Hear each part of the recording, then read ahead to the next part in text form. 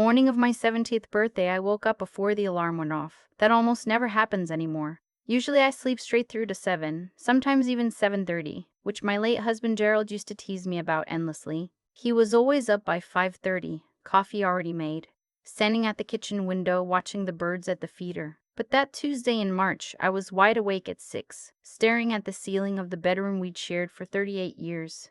And something in my stomach felt wrong. Not sick wrong, just off. The way the air feels before a storm you can't see yet. I lay there for a few minutes listening to the house. It's a big house for one person. 4 bedrooms, 2.5 baths. A yard that Gerald kept immaculate until he couldn't anymore. When he passed 2 years ago, my daughter called it a lot to manage alone. I'd heard that phrase so many times in the months after his funeral that I started counting. 16 times from my daughter, 4 from my son-in-law. Once, memorably, from a woman at Gerald's memorial who'd met me exactly twice in her life. A lot to manage alone. I am 69, well, 70 that morning, and I taught high school English for 31 years in Dayton, Ohio. I managed lesson plans for 140 students at a time.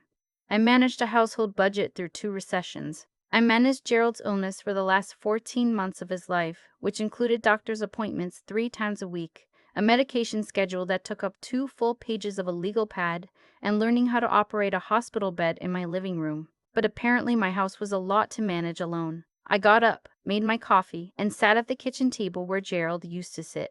I had a birthday dinner to get through. My daughter had planned it. She'd called 3 weeks before and said she wanted to take me somewhere nice, just family to celebrate.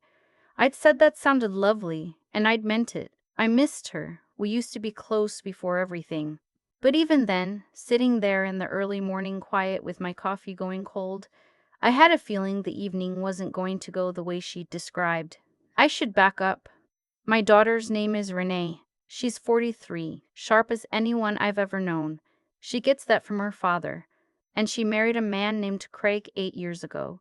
Craig is a financial advisor. He talks about money the way some people talk about religion, with absolute certainty and a faint implication that you are doing it wrong. In the early years, I liked him fine. He was attentive to Renee, good with their 2 boys, polite at holidays. Gerald had some reservations. He never said anything specific, just once mentioned that Craig always seemed to be calculating something. I thought he was being uncharitable. It started small, the way these things always do. About 6 months after Gerald's funeral, Renee called to ask if I'd thought about my finances. Had I met with anyone? Did I have a plan? She used the word vulnerable twice in that conversation. I told her I had a financial advisor, a woman named Patrice, who Gerald and I had worked with for 11 years, and that things were in order. Renee said that was wonderful, but had I thought about consolidating, making things simpler? Craig could look everything over, she said, just to make sure I wasn't missing anything.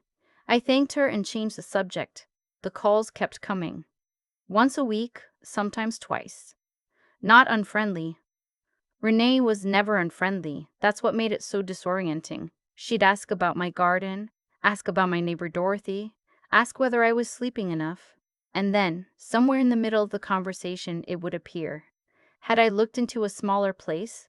Had I thought about a power of attorney?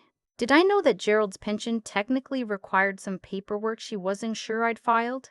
Each time I said I was handling things, and each time there was a small pause, like she was choosing her next words carefully. In October, 8 months after Gerald died, Craig came with her for Sunday dinner. After we ate, he spread some papers on the table and explained very gently and thoughtfully that he'd been looking at my situation, just informally, just out of care. And he was concerned. The market, he said. Out of care. And he was concerned. The market, he said. My portfolio allocation. The cost of maintaining this house over the next 10 to 15 years, assuming certain healthcare scenarios. He actually said, assuming certain healthcare scenarios. I looked at the papers. Then I looked at my daughter. She was watching Craig, nodding slightly, not looking at me. I said, Craig, I appreciate this. I'm going to share all of this with Patrice and we'll review it together.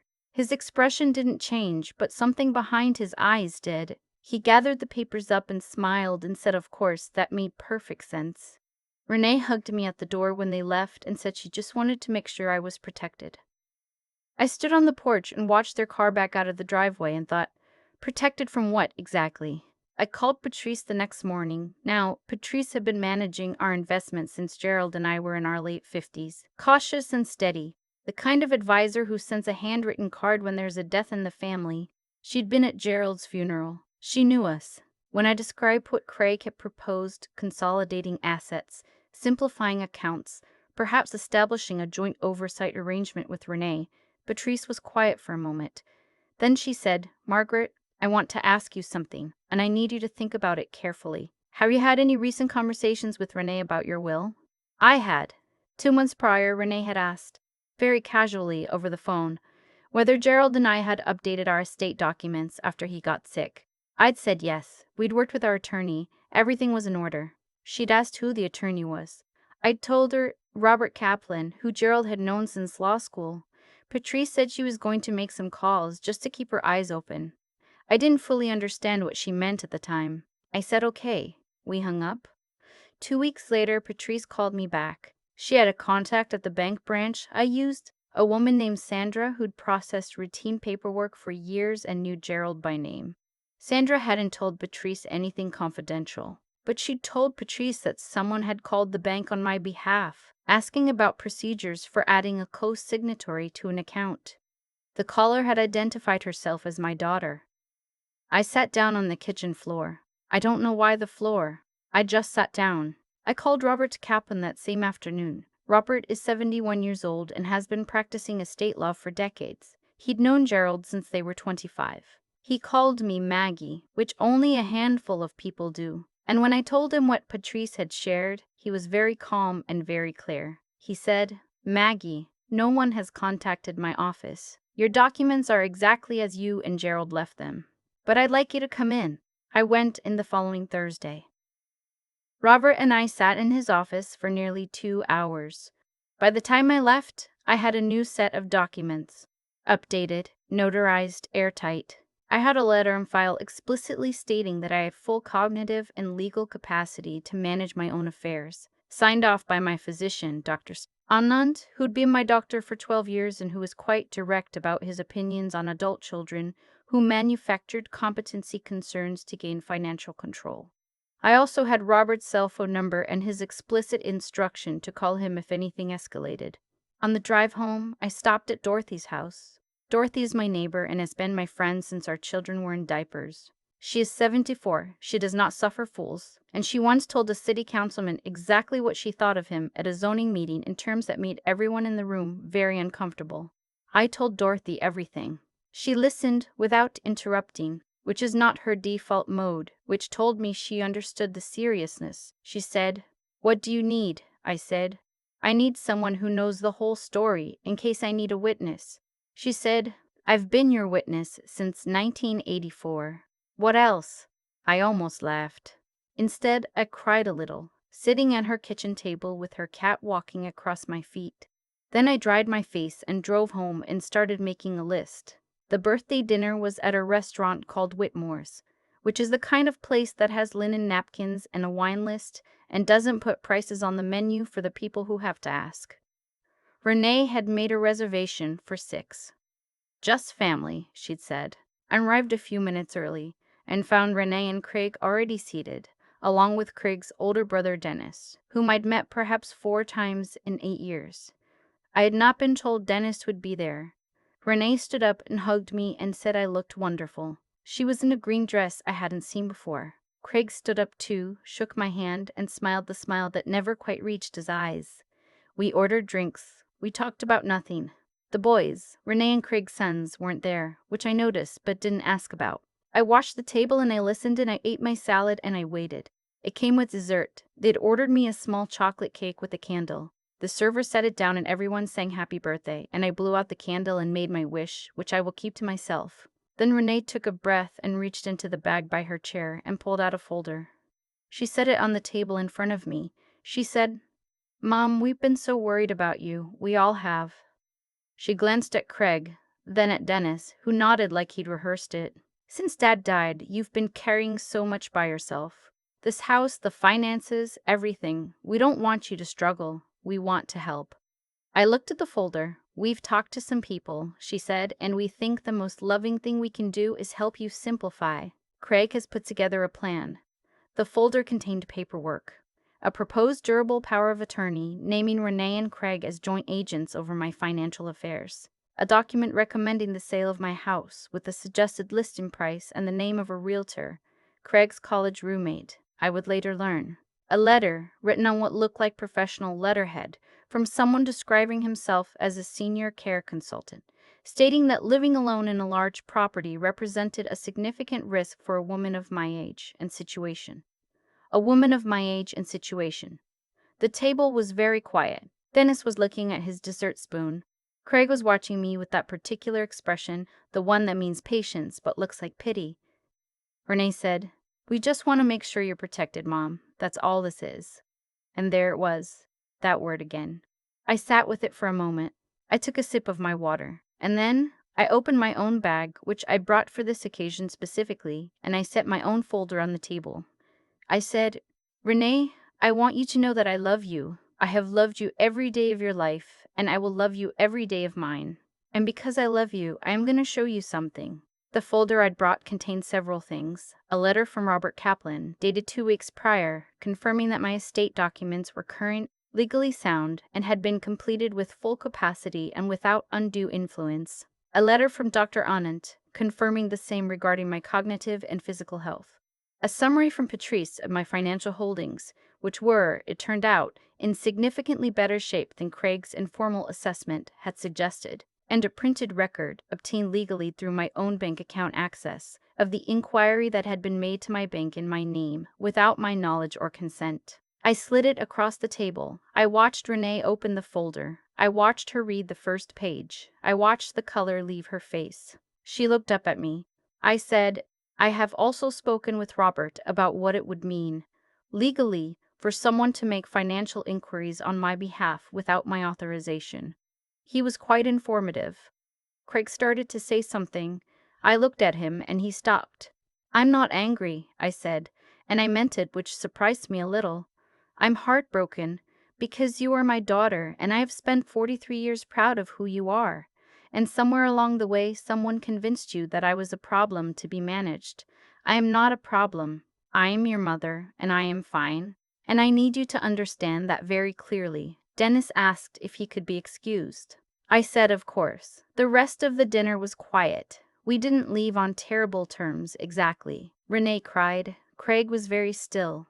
I paid my portion of the check. I had brought cash for exactly that reason, and I hugged my daughter at the door, the same way I always have, my hand on the back of her head the way I held her when she was small. I said, "I want a relationship with you. I want to know my grandsons. But it has to be honest. It has to be real." She nodded against my shoulder. She didn't say much. I don't know what she was thinking. I know what I was thinking. That I hoped she'd been more pressured than she'd been willing, that Craig had led and she'd followed, that the daughter I raised was still in there somewhere. I don't know if that's true. I hope it is. I drove home alone. It was a clear night, cold for March, stars sharp and bright the way they get when the air is dry. I pulled into my driveway and sat in the car for a few minutes and looked at my house. The porch light was on because I'd left it on for myself. The garden was still brown and winter rough, but the forsythia along the fence was starting to show yellow at the tips. Gerald had planted that forsythia the second spring we lived here. He said forsythia was the most optimistic plant he knew because it bloomed before it was technically supposed to. I went inside, I hung up my coat. I made myself a cup of tea and sat in the kitchen and called Dorothy because she'd been waiting to hear. I told her what happened and she said, "Good, good for you." And then she told me about something that had happened at her book club, and I laughed for the first time all day, really laughed, and the house felt less quiet than usual. Here is what I've learned at 70 that I didn't fully understand at 60 or 50 or 40. Your age will be used against you if you let it. People who love you, people who think they love you, and people who have simply decided your assets are more interesting than your personhood. All of them will use the number on your birthday cake as an argument for why you are diminished. They will say they're protecting you. They will say they're worried. They will use the softest possible words for the hardest possible intentions, and they will believe, some of them, that they are doing the right thing. You are allowed to know the difference. I taught English for 31 years. I know what words mean. I know what simplified means, and I know what protected means, and I know what we're worried about you means when it comes with a folder full of paperwork you never asked for. It means we have decided you are no longer the authority on your own life, and you are allowed to disagree. I am not naive about what happened. I know that Renee and Craig did not cook this up overnight. I know that somewhere in the grief of losing her father, my daughter started listening to someone who made it sound reasonable, maybe even loving, to take the wheel from me. I know that Craig sees numbers where other people see people, and that my house and my retirement accounts and my late husband's pension looked to him like an opportunity wearing the costume of a crisis. I know all of this, and I know that I almost didn't catch it. If Patrice hadn't asked the right question, if Robert hadn't picked up the phone, if Dorothy hadn't been sitting at her kitchen table when I needed somewhere to land, none of us is an island at any age. The difference is that when you're 25, people assume you have a network. When you're 70, they assume you're alone. I am not alone. I have a garden that needs me in April. I have a neighbor who will call me out on anything, and a financial advisor who noticed a red flag before I did, and an attorney who still calls me Maggie and means it warmly. I have students I taught 30 years ago who send me Christmas cards. I have a porch light I leave on for myself. In the weeks after the birthday dinner, Renee called twice. The first time was short. She said she was sorry, she needed time to think. I said take all the time you need. The second time was longer. She cried quite a bit. She said Craig had convinced her I was declining, that she'd been scared, that the fear had made her agree to things she wouldn't otherwise have agreed to. I listened. I didn't absolve her immediately, and I didn't condemn her either. That's not something you can do in a phone call. I said, I need you to tell Craig that my finances are not a family project, and I need you to mean it. She said she would. I don't know yet what our relationship looks like going forward. That's the honest answer. Some things, once you've seen them, you can't unsee them. But I also know that I have loved this woman since before she had a name, since she was just a fluttery movement and a due date on a calendar, and that love doesn't evaporate. It gets complicated. It gets tested. It survives things you didn't expect it to survive. The forsythia bloomed 2 weeks after my birthday. Great yellow arms of it, wild and early, before the snow was entirely gone from the shaded side of the yard. I went out in my coat and stood by the fence and looked at it for a long time. Gerald would have said, "See, I told you, most optimistic plant there is." I think he was right. I think there's something to be said for blooming before you're supposed to, before the conditions are ideal, before anyone tells you it's time. I think that's not just a thing, Forsythia does. I'm still here. I'm still the one who decides what happens in my house, in my yard, in my accounts, in my life. I am 70 years old, and I taught 140 teenagers a year how to read a sentence carefully, and I am telling you. Read the sentences people say to you. Read what's underneath them. Know the difference between someone who wants to walk beside you and someone who wants to take the wheel. And if someone slides a folder across a birthday dinner table and calls it love, you are absolutely allowed to have your own folder ready. Mine was better. I've thought about that birthday dinner a lot in the weeks since it happened. Not obsessively, I'm not built that way, but the way you turn a stone over in your hand when something about it catches the light. There's something I keep coming back to, and it's this. None of what Craig and Renee tried to do would have worked if I hadn't been paying attention. That's the part that stays with me. Not the betrayal, not the folder, not the tears. The attention. I spent 31 years teaching teenagers to read carefully. Not just words on a page, but the spaces between them. What a sentence leaves out is often more important than what it includes. I used to tell my students, when someone works very hard to sound reasonable, ask yourself what they're working so hard to hide. I said it so many times it became a kind of reflex. And then life handed me a situation where I had to use it on my own daughter, and I found out whether it actually believed what I've been teaching. I did. That's the thing. I did believe it, and that belief is what saved me. Here's what I've come to understand about how these situations unfold. It doesn't happen suddenly. There's no moment where someone flips a switch and becomes a different person. It's slow and it's layered, and it usually begins with a kernel of something real. In Renee's case, genuine grief, genuine worry. And then someone like Craig comes along and tends to that kernel very carefully until it grows into something else entirely. Fear is the most fertile ground there is for bad decisions. I'm not excusing what she did, but I think I understand it better than I did sitting at that restaurant table. What I want to say to anyone who recognizes their own life and mine is this: your instincts are data. When something feels wrong, when a word lands slightly off, when a conversation keeps circling back to the same territory no matter how many times you redirect it, that feeling is telling you something real. Not every worry is a conspiracy, and not every concerned child is a Craig. But you are allowed to investigate your own discomfort. You are allowed to call your attorney. You are allowed to call Patrice or whoever your Patrice is and say, "Does this look right to you?" Wisdom isn't something that descends on you at a certain age. I know plenty of foolish 70-year-olds, and I've known profoundly wise 30-year-olds. Wisdom is what happens when you're willing to look at something clearly, even when it's painful. Even when the thing you're looking at is your own daughter's handwriting on a power of attorney you never agreed to sign. You look at it anyway. You don't look away because it hurts. You look at it and then you figure out what to do next. That's the only thing I'd call courage in this story. Not the folder, not the dinner, just that the willingness to keep my eyes open when closing them would have been so much easier. Gerald used to say that character is what you do when the stakes are real. I think he was right, and I think the stakes are always real when it comes to your own life. Every single day.